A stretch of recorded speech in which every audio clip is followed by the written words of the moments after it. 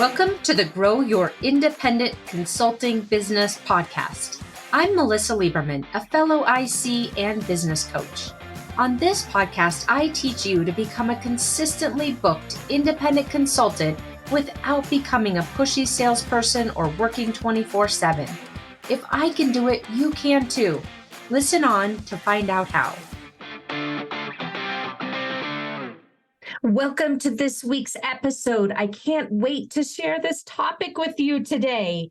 We're going to be talking about planning for independent business success in 2023. Over the next 5 weeks, so including this week and the next 4 weeks, I'm going to be walking you through a 5-part process for you to plan for the most success in 2023, the best year you've ever had yet in your independent consulting business. So we're going to break this down into bite-sized pieces.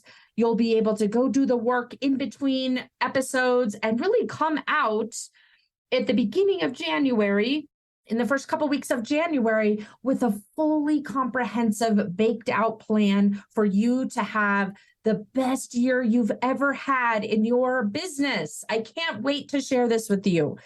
This inspiration for this topic came from, I've been doing a few webinars for other organizations, such as MBO Partners and Umbrex. And this is such a hot topic, obviously, this time of year. If you're listening to this in the real time, in December and January, as we think about turning the calendar over. And I thought to myself, I really need to share this with the podcast listeners, because while those other organizations are so phenomenal, and I am so grateful for the opportunity to speak to their audiences, you are here, and I want to share the very best with you. The only people I share even more with, and the very, very, very best, are my private coaching clients. So you are here listening, and I want to give you the 5-part process for you to plan for your business for next year so that you make it the best year yet. So that is what we're going to be doing. So this week, we're going to be focusing on part 1. And then, like I said, over the coming weeks, I'm going to unfold each of the steps of the process so that by the end of this, if you keep up, you'll have a plan that you can execute against that sets you up for success in this coming year. Now, one caveat I will say, if you happen to not be listening to this in the real time and is sometime in the future in, let's say, June or August, doesn't matter, don't tune out. Listen to these episodes, these 5 episodes. You'll be able to binge them at that point and put this into place. You can either do it looking back at the year to date, or you can do it looking back at the rolling 12 months. But I can assure you, whenever you do this process, no matter if it's in December or January or August, it doesn't matter, because this is something that will set you up for success no matter what time of year it is. So with that, today I'm going to walk you through the 5 steps so you know exactly what the 5 topics are. And then we're going to dive in deeply into step 1 of the process. So those 5 steps to set you up for business success in 2023, what I call the Repeatable Goal-Achieving Framework that I've created specifically for independent consulting businesses.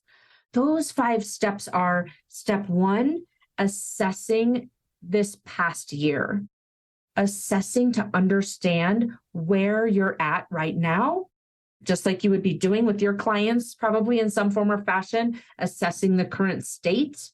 That's what this first step of this process. That's what we're going to focus in on today. Then step number 2 for next week, I'll give you a little preview, a little taste. Step 2 is to set your big goals, your overarching goals for the year. And I'll walk you through the details around that when we get to it next week. Then step 3 is to break down those big goals within several dimensions, 3 or 4 dimensions that I'll share with you. And then step 4 is to plan ahead for obstacles. Things are not going to go according to plan.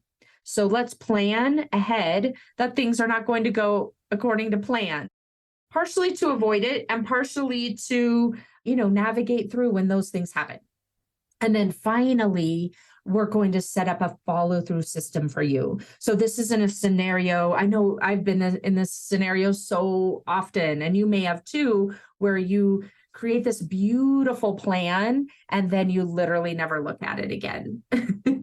I've definitely done that so often, and I don't want you to fall into that trap anymore. I've been able to get myself out of that trap for the last 4 years, at least, if not longer. And I want to make sure you are able to do that too. So that's the big picture, the 5 steps to your best 2023 in your independent consulting business. And today we're going to dive in deep into step 1, which is assessing 2022. Or like I said, if you're in the future, you might choose to assess year to date or the last 12 months, rolling 12 months. So with that, let's talk about the agenda.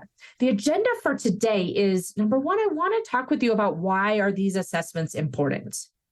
Don't go do the assessments just because I said to, although I do love people just doing what I say to do. I will have to admit, just go do it.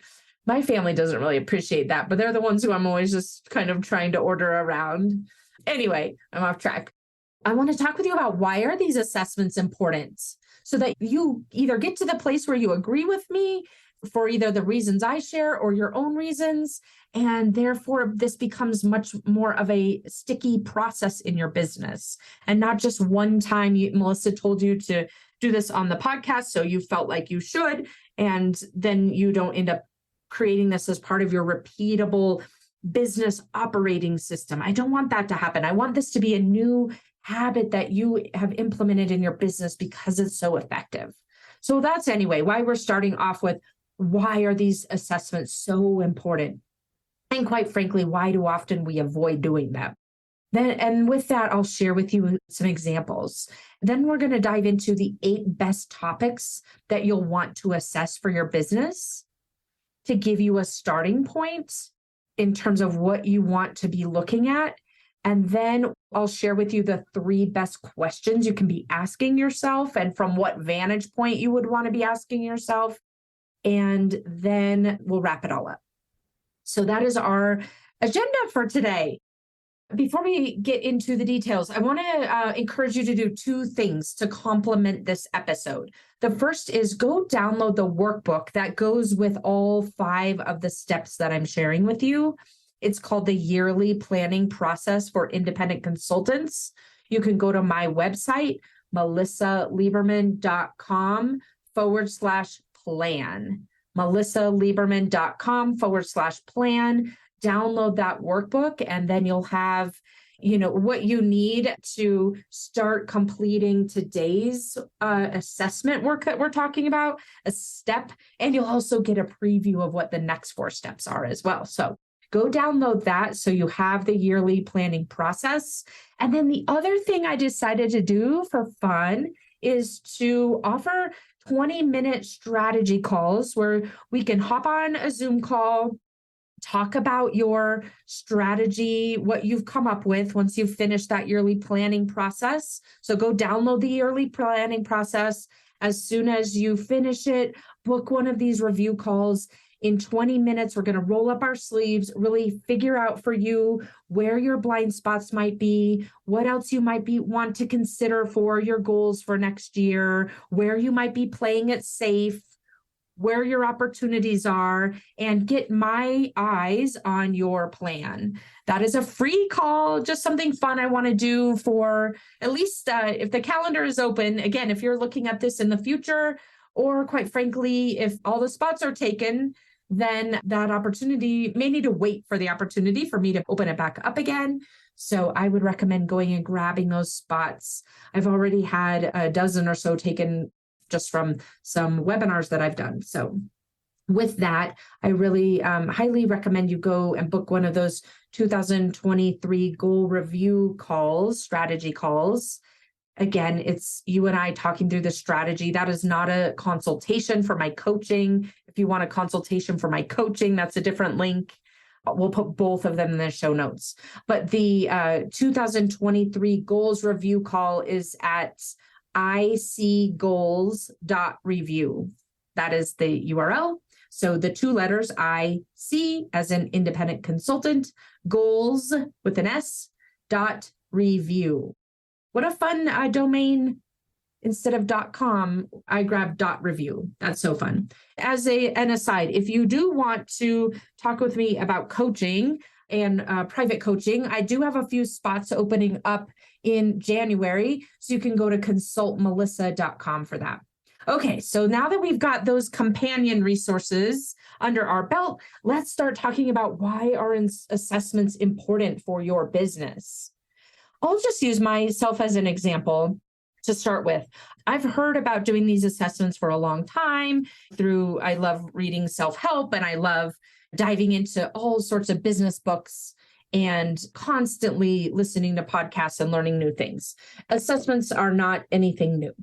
This is something, and quite frankly, you probably did this too in corporate. You would do some form of an assessment, a career assessment, a performance assessment. These are very common, right? But for a long time in my business, I avoided doing this kind of assessment work. And I just want to make sure you don't make the same mistake that I made. I made this mistake telling myself, I see that, assessments are great, but I really don't have time for this. I have other stuff to do. And just pretty soon it would be like February. And then all my good intentions went out the window. And I would just say, well, now it's too late, so I'm not doing it. The other thing I would tell myself is, I didn't track enough data to do an assessment on my business. I'll get better at that this year and start doing assessments, going forward. Those are lies. Both of those were lies. Those were lies. I lied to myself. And if you're saying these same things to yourself, those are lies. Not a problem, not a bad person. We lie to ourselves quite frequently because that's how our brain is set up. So the truth of it is, for me, and this might be the same thing for you, is I just didn't want to look at the assessments. I didn't want to do the assessment because I was worried I would be disappointed. I was worried I would feel inadequate. I was worried I would feel regret. And of course, if I'm worried subconsciously about feeling bad doing these assessments, of course, I'm going to find excuses not to do them that seem really logical and practical, right? And so you might be in that same boat too, telling yourself, I don't have enough data, I didn't track enough, I don't have enough time, all the things, when in fact, if you're also a human, which I assume you are listening to this podcast, the truth of it is we avoid these types of things because we don't want to feel bad. So knowing that, and just having some grace with yourself, let's move forward.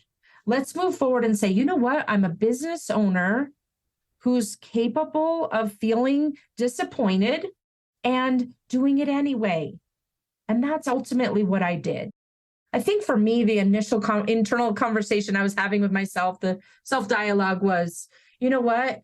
I'm a business owner who wants to take advantage of all of these data points that are available to me in my business so I can make better decisions moving forward. And I'm willing to feel overwhelmed and inadequate and disappointed in order to get that data for myself. That's when I finally started really treating my business as a business and not treating myself as, just kind of a fly-by-night sort of consultant, treating this business and the process by which I was running it more seriously. I'm actually going to tell you how to have fun doing this assessment process here in a minute. So it doesn't have to be serious, not fun. It can be serious and fun. So I'll tell you that here in a minute. But anyway, so I finally decided I'm going to go ahead and do these assessments that I hear from and read in so many of these different books are helpful. And even though I didn't have necessarily all the data in place, I ended up realizing I had a lot more in place than I thought I had. I realized I made more money than I thought I had. I realized that I I was offering a couple of different services in my business at the point which I started doing these assessments. Now it's all coaching, private coaching. But before I was doing some combination of coaching and consulting. And when I really looked at the data, I was astonished at how wrong I was. I was operating off of the assumption that now I can't even remember at the time, but maybe 80% of my revenue or 90 was coming from consulting and 20% from coaching. And it was actually more like 50-50. I was shocked just because I was operating off of these assumptions. And quite frankly, what I thought was happening in my business that felt like a problem. That's just what I had kept cultivating in my mind without actually looking at the data. When I started this assessment process for myself, it opened everything up because then I could see the facts on the piece of paper, and then I could start making different business decisions from that place.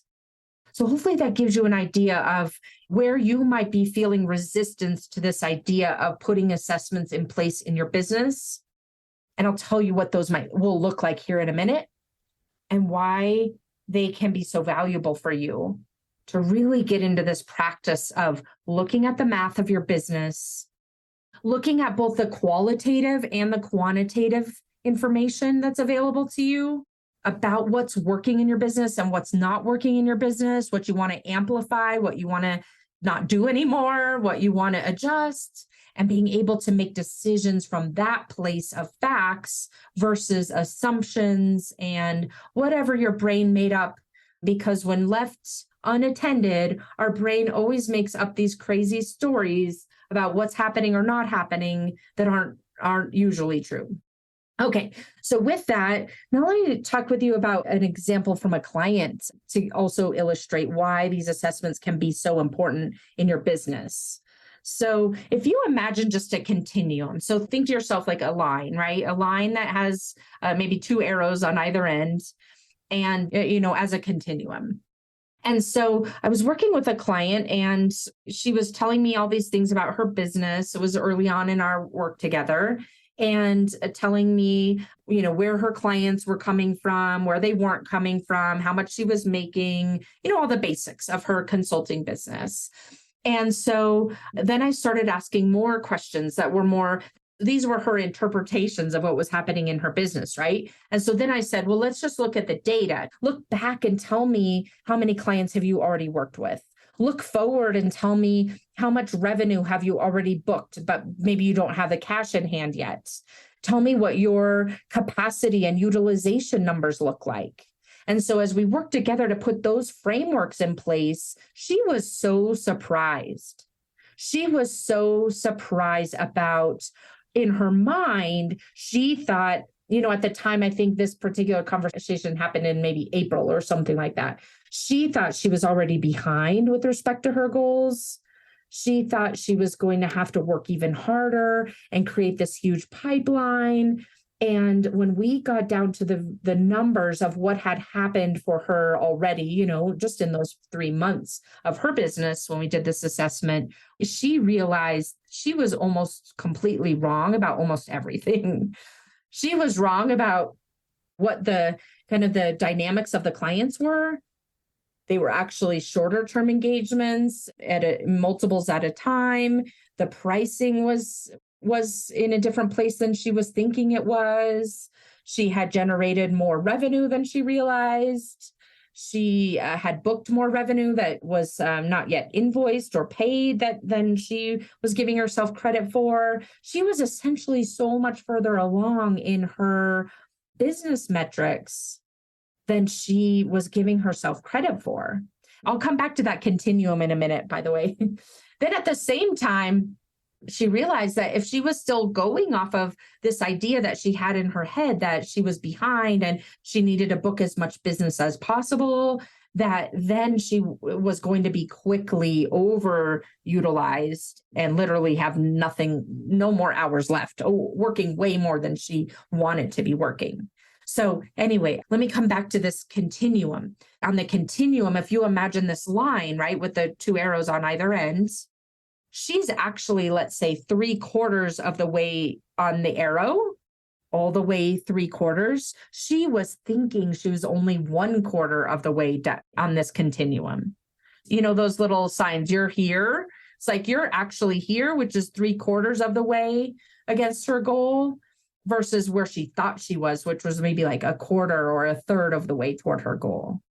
So again, doing an assessment is so important. And you might say, well, I'm really good with numbers. I really have a command of my business. And that could be true. You might have a really good command of the actual numbers and facts in your business.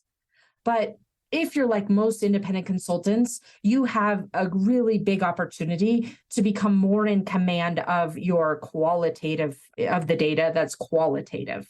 And I'll share with you the questions you would want to be asking yourself, both quantitatively and qualitatively here in a minute.